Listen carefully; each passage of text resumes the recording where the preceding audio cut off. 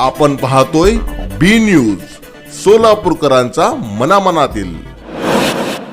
Madam, Maharashtra government ने दिसंबर 13 को एक जीआर निकाला जहां पे उन्होंने कहा कि जितने भी सार्वजनिक काम हैं, रस्तों के हो चाहे ड्रेनेज के हो कहीं नालों के हो, वो तुरंत स्थगित होने चाहिए, रद्द होने चाहिए, रुकने चाहिए, क्योंकि पेंडिंग कामें पहले की बहुत थी, लेकिन इसके वजह से जो गांव के रास्ते पूरे महाराष्ट्र का इशू है और सारे एमपीज मुझसे सहमत। माननीय सदस्य, विषय क्या है आपका?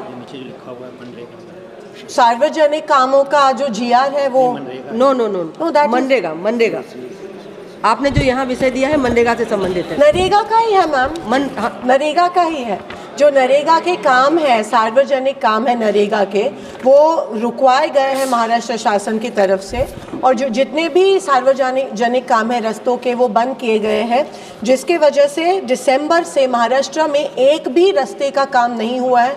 जो खेत को खेत से जुड़ने वाले रास्ते हैं, गांव को गांव से जुड़ने वाले रास्ते हैं, रिवर के ऊपर के रास्ते हैं, नाले के ऊपर के रास्ते हैं, सब महाराष्ट्र में बंद है दिसंबर 13 ने, क्योंकि गवर्नमेंट ने ये जीआर निकाला है। और महाराष्ट्र गवर्नमेंट में 100 दिन के जो नरेगा के जो काम है उसका जो पेमेंट है केंद्र शासन से, वो भी 2 महीनों से बंद है। 100 दिन का पेमेंट केंद्र शासन का जो है वो बंद है। 100 दिन के ऊपर जब 20 दिन लगते हैं, 15 दिन लगते हैं, उसका भी जो स्टेट गवर्नमेंट का पेमेंट है वो पिछले 2-3 महीनों से नहीं आया है। मेरे मन में सवाल ये आता है, क्या ये पैसे कहीं और डाइवर्ट किए गए हैं कोई और योजना के लिए, क्योंकि इलेक्शन जीतना चाहते थे?